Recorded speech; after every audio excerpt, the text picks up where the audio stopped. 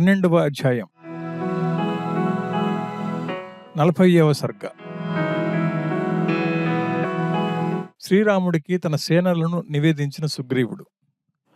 ఇలా ఆజ్ఞాపించిన సుగ్రీవుడు రామచంద్రుడిని చూసి ఇలా అన్నాడు: నేను ఎదిగిన దేశంలో ఉండేవారు, కోరిన రూపాలు ధరించగలవారు, మదపు ఏనుగుతో సమానమైన వారు, పరాక్రమవంతులు, చక్కటి నడవడి కలవారు, దైత్యులతో సమానమైన వారు, భయంకర ఆకారాలు కలవారు, ఎంత శ్రమకైనా ఓర్చుకునేవారు, ప్రసిద్ధికెక్కిన బలం కలవారు, పేరు పొందిన పరాక్రమం గలవారు, ప్రయత్నం చేసి కార్యం సాధించేవారు, భూమి మీద నీటి మీద తిరగగలిగేవారు, అడవుల్లో ఉండేవారు కోట్ల కొద్దీ వచ్చారు.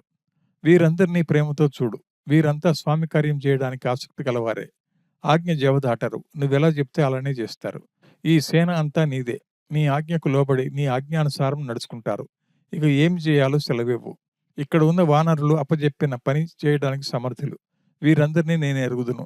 అయినప్పటికీ నువ్వు ఆలోచించి తగిన విధంగా వీరితో పని చేయించుకో అని సుగ్రీవుడు చెప్పగా రామచంద్రమూర్తి ఆయన కౌగిలించుకుని ఇలా అన్నాడు: దశకంఠుని ఇంట్లో సీతాదేవి బతుకున్నదో లేదో మొదట తెలుసుకోవాలి. ఆమె మరణించి ఉంటే మనం ఏం ప్రయత్నం చేయలేం కదా. కాబట్టి రావణుడు ఉండే ప్రదేశం సీతాదేవి బతికున్నదా లేదా అనే విషయం, బతికుంటే ఎలా ఉంది అనే సంగతి తెలిసిన తర్వాతే నువ్వు చేయాల్సిన సహాయం గురించి చెప్తాను. ఈ సమాచారం కనుక్కోవడానికి నువ్వే సమర్థుడివి. నేను కానీ నా తమ్ముడు కానీ కాదు. జరగాల్సిన కార్యం గురించి ఆలోచిస్తుంటే కార్యమంతా నెరవేర్చడానికి నువ్వే సమర్థుడివి. ఇక్కడ నువ్వే మాకు దిక్కు. ఎందుకంటే జరిగింది జరగాల్సింది నీకు తెలుసు. కాబట్టి ఎవరెవరిని ఎక్కడికి పంపాలో నువ్వే పంపించు. నువ్వు విక్రమవంతుడివి, కావలసిన కార్యం తెలిసిన వాడివి.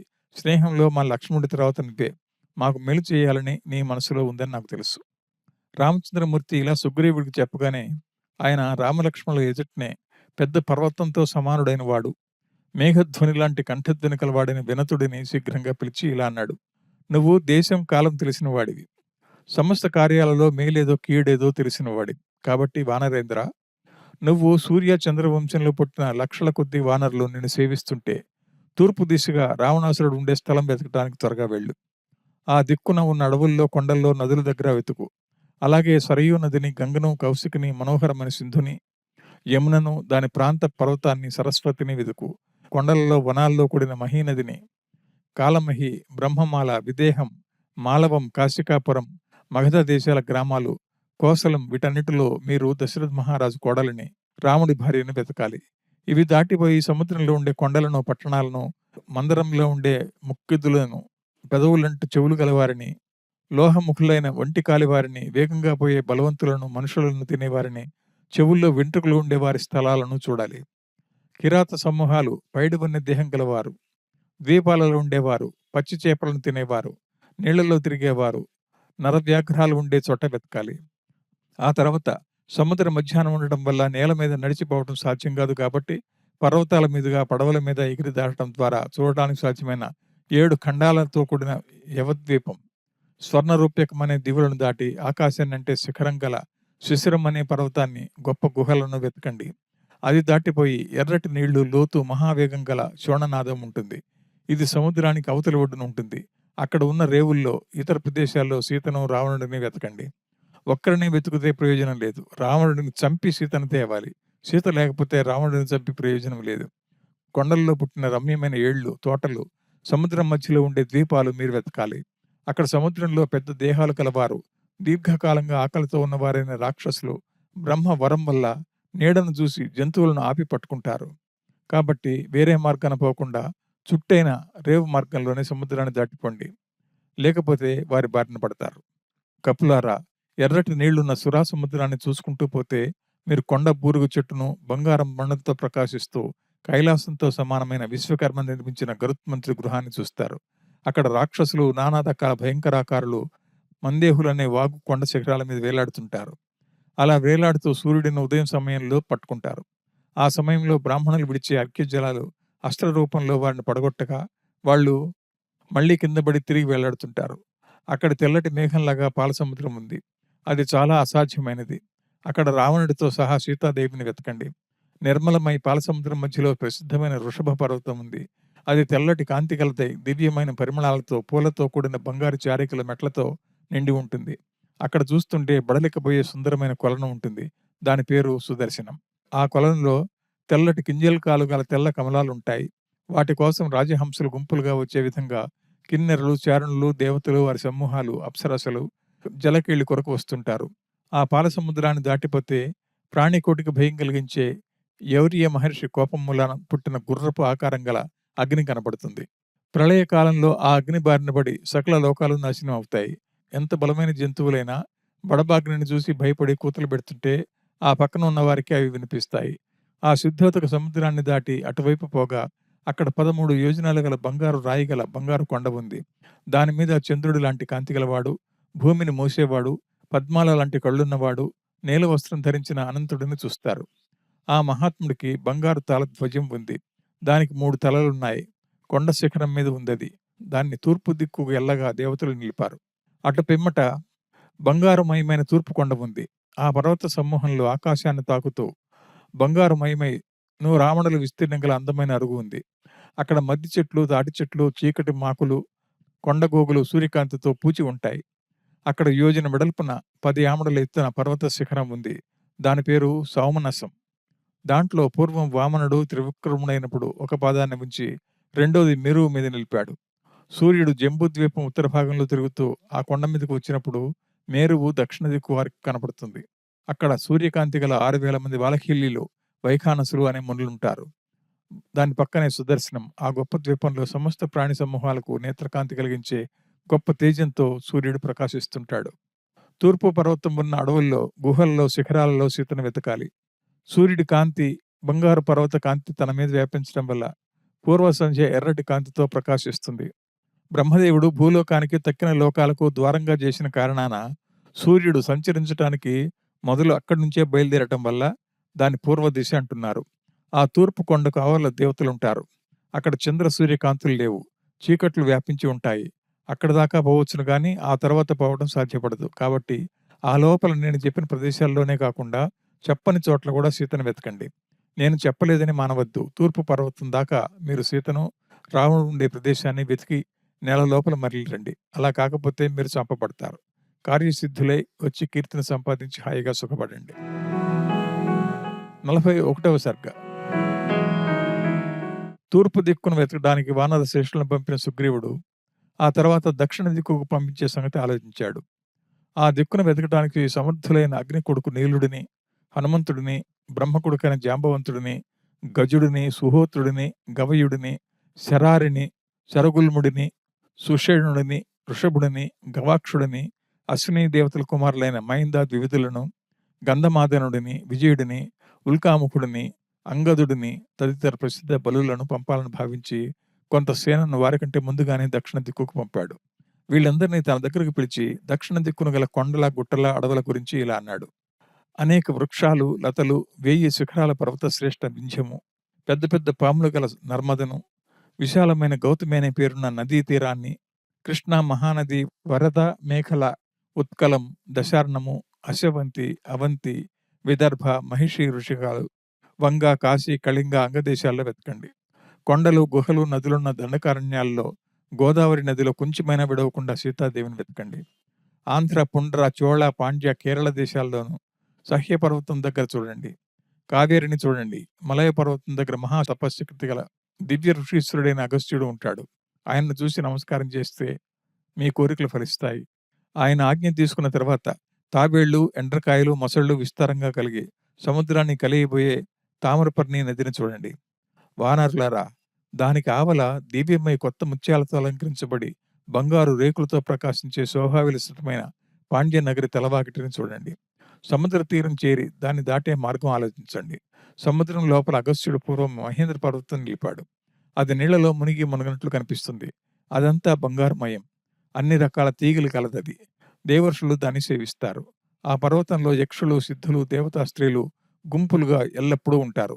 పర్వదినాలలో ఇంద్రుడు స్నానం చేయడానికి వస్తాడు. సముద్రం మధ్యలో మనుషులు పోలేని 100 ఆమడల విస్తీర్ణం గల ద్వీపం ఉంది. అక్కడ మీరు సీతాదేవిని వెతకాలి. ఆ ద్వీపంలోనే వజ్రుడు, చెడు మనసు కలవాడు, ఇంద్రుడు తేజస్సుతో సమానమైన వాడు, రాక్షసరాజు సీతాదేవిని చెరలో ఉంచినవాడు, దయలేని వాడైన రావణాసురుడు ఉండే పట్టణం ఉంది. కాబట్టి వానరులారా, మీరు జాగ్రత్తగా అక్కడ కొంచెమైనా వదలకుండా సీతాదేవిని వెతకాలి. దక్షిణ సముద్ర మధ్యలో అంగారక అనే రాక్షసి ఉంది. అది ఆకాశాన పోయే వారి నీడను పట్టుకుని నిలిపి భక్షిస్తుంది. కాబట్టి దాని బారిన పడకుండా తప్పించుకోవాలి. ఆ ద్వీపంలో సీతాదేవి రావణుడిని హెచ్చరికగా వెతికి లేరని నిశ్చయించుకున్న తర్వాత అక్కడ నుండి "నువ్వు రాముడపోతే ఇక్కడ సిద్ధులు, చారణులు ఉండే సూర్య చంద్ర కిరణాలతో సమానమై అందంగా ఉండి సముద్ర జలాలతో చుట్టబడ్డ ఆకాశాన్ని తాకే శిఖరం కలిగిన పుష్పితకం అనే పర్వతం కనిపిస్తుంది. దాని బంగారు శిఖరాన్ని రాసుకుంటూ సూర్యుడు దక్షిణాయనంలో దాని వెండి శిఖరానికి వస్తాడు. దక్షిణాయనంలో దీనికి దక్షిణంగా సూర్యుడు పోడు. ఆ పర్వతాన్ని దాటి 14 ఆమడలు పోతే వైద్యుతమైన సూర్యవంతం అనే కొండ వస్తుంది. అక్కడ మీరు కందమూలాలు, పళ్ళు తిని, తేనె తాగి, ప్రయాణ పడులకు తీర్చుకొని, తరువాత కుంజరం అనే పర్వతాన్ని చూడండి. ఆ కొండలోనే విశ్వకర్మ అగస్త్యుడికి బంగారంలాగా ప్రకాశించే ఆమడు వెడల్పు 10 ఆమడల ఎత్తుగల దివ్య రత్నాలతో విలసిల్లే ఇల్లు నిర్మించి ఇచ్చాడు. ఆ మహాపర్వతంలో సర్పాలతో రక్షించబడే భోగవతి అని పేరుగల సర్పరాజు అయిన వాసుకి నివాస స్థలం ఉంది. ఆ పాముల నగరం లోపల అక్కడక్కడ రహస్య స్థలాలు ఉన్నాయి. అవన్నీ మీరు వెతుకుతూ పోతుంటే వృషభాకారం కలిగి కాంతివంతమై దేవతా సంబంధమై అగ్నికాంతితో గోరోచన కాంతితో వెలిగే వృషభం అనే పర్వతం ఉంటుంది. తామర రేకులు వన్నే నీలవర్ణం గల చందనం ఆ కొండ మీద ఉంది. దాన్ని మీరు చూడండి, కానీ తాకవద్దు. ఎందుకంటే వాటిని క్రూరులైన గంధర్వులు, రోహితులైన గంధర్వులు ఎప్పుడూ కాపాడుతుంటారు. బభ్రువు, శైలాషుడు, శుక్రుడు, శిగ్రుడు, గ్రామణి అనే 5 సూర్యకాంతి కల సూర్య చంద్రాగ్ని సమానులైన గంధర్వులు అక్కడ నివసిస్తుంటారు. అది భూమికి పొలిమేర. అంటే ఆవల సముద్రం ఉందని అనుకోవాలి. ఆ కొండలో తమ తపస్సుతో స్వర్గాన్ని జయించిన వారు, అలక్ష్యం చేయని వారు, పాపరహితులు, ఫలించిన కర్మం కలవారు ఉంటారు. దాన్ని దాటిపోతే ఆ పిమ్మట భయానకమైన యమలోకం ఉంటుంది. కాబట్టి మనుషులకు ఆ యమలోకానికి పోవడం సాధ్యం కాదు. ఆ నగరాన్ని చుట్టుకుని భయంకరమైన చీకటి వ్యాపించి ఉంటుంది. వానరులారా, మీరక్కడి దాకా పోవచ్చు. ఆ తర్వాత పోవటం అసాధ్యం. ఇప్పుడు నేను చెప్పిన సర్వం నేను చెప్పనిది దారిలో కనపడితే వాటిల్లో వేటిని వదలకుండా సీతాదేవిని హెచ్చరికగా వెతకండి. 1 నెల లోపల సూచిత సీతను అన్నవాడు సౌఖ్యాలతో, అసమాన భోగాలతో నాతో సమానంగా అనుభవిస్తాడు. వాడికంటే ప్రియమైనది నాకు ఈ సమస్త భూమండలంలో ఏదీ లేదు. వాడు ఇదివరకు ఎంత దోషం చేసినా నాకు బంధువే. వానరులారా, మీరందరూ బల పరాక్రమాలలో గొప్పవారు, గొప్ప వంశంలో పుట్టినవారు, విస్తారమైన మంచి గుణాలున్నవారు. కాబట్టి ఎంత ప్రయత్నం చేసైనా ఏ విధంగానైనా సీతాదేవిని వెతకాలి. 42వ సర్గ. హనుమంతుడిని ఇతరులను దక్షిణ దిక్కు పొమ్మని ఆజ్ఞాపించిన సుగ్రీవుడు తన మామ తారకు తండ్రి అయిన మహాబల పరాక్రమవంతుడు సుశేషుడిని పిలిచి నమస్కారం చేసి అణుకోగా ఇలా అన్నాడు: అలాగే అతిశయించిన భయంకర పరాక్రమం గలవాడిని, ఇంద్రుడి కాంతి లాంటి కాంతి గలవాడిని, విశేష ధైర్యంతో పర్వతం లాంటి వాడిని, శౌర్య గర్వం గల వానరులతో చుట్టబడిన వాడిని, గరుత్మంతుడు లాంటి వేగం గలవాడిని, మరీచి మహర్షి కుమారుడిని, మారీచుడనే వాడిని, మిగతా మారీచులను, సూర్యులను చూసి సుగ్రీవుడిలా అన్నాడు: సుషేనుడు మొదలైన వానరులారా, మీరంతా శ్రీరామచంద్రుడి భార్యను సీతాదేవిని వెతకడానికి పోవాలి. మీతో పాటు 2 లక్షల కోతులను తీసుకుని పశ్చిమ దిశగా పోండి. అక్కడ సురాష్ట్రం, బాహ్లికం, శూరం, భీమం అనే దేశాలు విశాలంగా ఉంటాయి. వాటిని చిరకాలం నాటి పల్లెలను, పున్నాగం అనే అడవిని, పొగడి వనాన్ని, మొగలి అడవులను చూడండి. పడమటగా ప్రవహించే నదులు, మునులుండే అడవులు, కొండలు, నీరు లేని ప్రదేశాలు, పెద్ద రాళ్ళ దేశాలను వెతుక్కుంటూ పోయి పశ్చిమ సముద్రాన్ని చేరండి. చేపలతో, మొసళ్లతో వ్యాపించిన లోతైన ఆ సముద్రాన్ని చూసి దాని తీరంలో ఉన్న మొగలి వనంలో, గానుగ తోపుల్లో, టెంకాయ తోటల్లో సంతోషంగా సంచరించండి.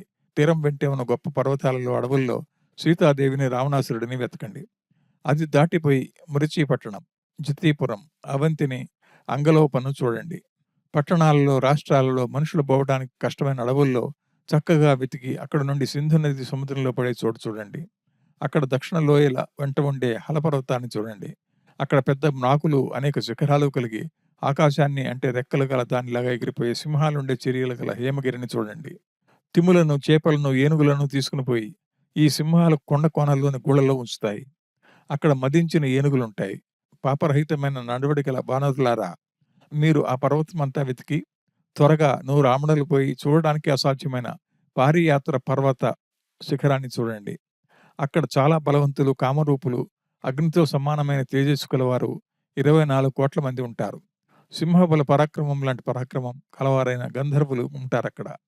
వారి సమీపానికి మీరు పోవద్దు. అక్కడి కందమూలాలను, పండ్లను వారు కాపలా కాస్తుంటారు. ఇతరులను తీసుకుని పోనివ్వరు. అక్కడ మీరు సీతను వెతకండి. అక్కడ ఒక కొండ ఉంది. ఆ కొండ పేరు వజ్రధరం. అది ఎన్నో చెట్ల గుంపుల తీగ కలది. అందులో చిత్రమైన నూరామణుల చదరమైన నెల ఉంది. దానికి ఆవల ఉన్న గుహలన్నీ వెతికి ముందుకు పోతే సముద్రంలోని 4వ భాగంలో చక్రవంతం అనే పెద్ద పర్వతం ఉంటుంది. అక్కడ విశ్వకర్మ రచించిన సహస్రార చక్రం ఉంది. దానికి 1000 అంచులున్నాయి. దాన్ని రక్షించే హయగ్రీవుడిని, పంచజనుడిని చంపి విష్ణువు హయగ్రీవుడి చక్రాన్ని, పంచజనుడి వెన్నెముకైన శంఖాన్ని తీసుకున్నాడు. పంచజనుడి వల్ల లభ్యమైంది కాబట్టే శంఖానికి పాంచజన్యమని పేరు వచ్చింది. ఆ కొండ చర్యల్లో ఉన్న గుహల్లో సీతను, రావణుడిని వెతకాలి. ఆ తర్వాత 60 ఆమడలు పోతే సముద్రంలో విశాలమైన వెండి శిఖరంతో కూడిన వరాహ పర్వతం ఉంటుంది. విశాలమైన ఆ పర్వతంలో ప్రాగ్జ్యోతిషం అనే పట్టణం ఉంది. ఆ గుహ ప్రదేశంలో క్రూరమైన మనస్సు గల నరకుడనే రాక్షసుడు నిర్భయంగా నివసిస్తున్నాడు. ఇవన్నీ కలయి చూస్తూ పోతుంటే సెలయేళ్లున్న సర్వసవర్ణం అనే పేరున్న కొండ వస్తుంది. అక్కడ నీళ్ల దూకుడు ధ్వనికి ఏనుగులు, సింహాలు, పులులు, పందులు ప్రతిధ్వనులు ఇస్తుంటాయి. ఇంద్రుడిని దేవతలంతా ఎక్కడ అభిషిక్తుడిని చేశారో ఆ పర్వతానికి మేఘవంతం అని పేరు వచ్చింది. అది దాటిపోతే 60,000 కొండలు వస్తాయి. అక్కడ చూడటానికి అందంగా ఉన్న సూర్యకిరణాల కాంతి కల బంగారమయమైన చెట్లు పూచి ఉంటాయి. ఆ పర్వతాల మధ్యప్రదేశంలో ఉత్తర మేరు సావర్ణి అనే పర్వతం ఉంది. ఆ కొండను చూసి సూర్యుడు ఆ పర్వతోత్తమాన్ని ఆశ్రయించిన వారు ఉదయం సాయంకాలం తన అనుగ్రహాన బంగారు కాంతికల శరీరం గలవారవుతారు అని అన్నాడు. దాని మీద నివసిస్తున్న దేవసమూహాలు, గంధర్వులు మొదలైన వారు మనోహర కాంతితో ప్రకాశించే దేహాలు కలవారై ఎర్రటి దేహ కాంతి కలవారవుతారని అన్నాడు. విశ్వులు, ఆదిత్యులు, మరుత్తులు, పశువులు మొదలైన వారు ప్రసిద్ధులైన దేవతలను సాయంకాలం సమయంలో భక్తితో బంగారు కొండ మీద ఉన్న సూర్యుడిని సేవించడానికి వస్తారు. ప్రాణకోటికంతా కానరానివాడై లోకమంతా చీకట్లో మునిగేట్లు చేసి తాను పడమటి కొండకు పోతాడు. గడియకు 10,000 ఆమడల వంతున పోయి సూర్యుడు పడమటి కొండను చేరుకుంటాడు. ఇక ఆ పర్వత శిఖరం కొనలో సూర్యకాంతి గల మేడలతో నిండిన దివ్యమైన ఇల్లు ఒకటుంది. అది విశ్వకర్మ నిర్మితం. నానా రకాలైన పక్షులున్నాయక్కడ. అందమైన చెట్లతో ప్రకాశిస్తుంది.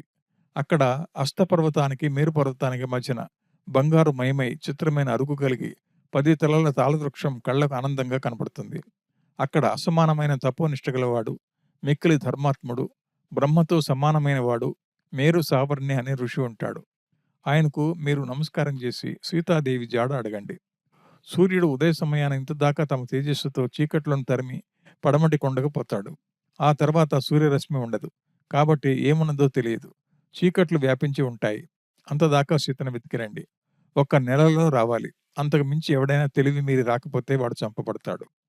మీరంతా ప్రసిద్ధ బలపరాక్రమ సంపత్తి గలవారు. మీ వెంట మా మామ సుషేణుడు వస్తాడు.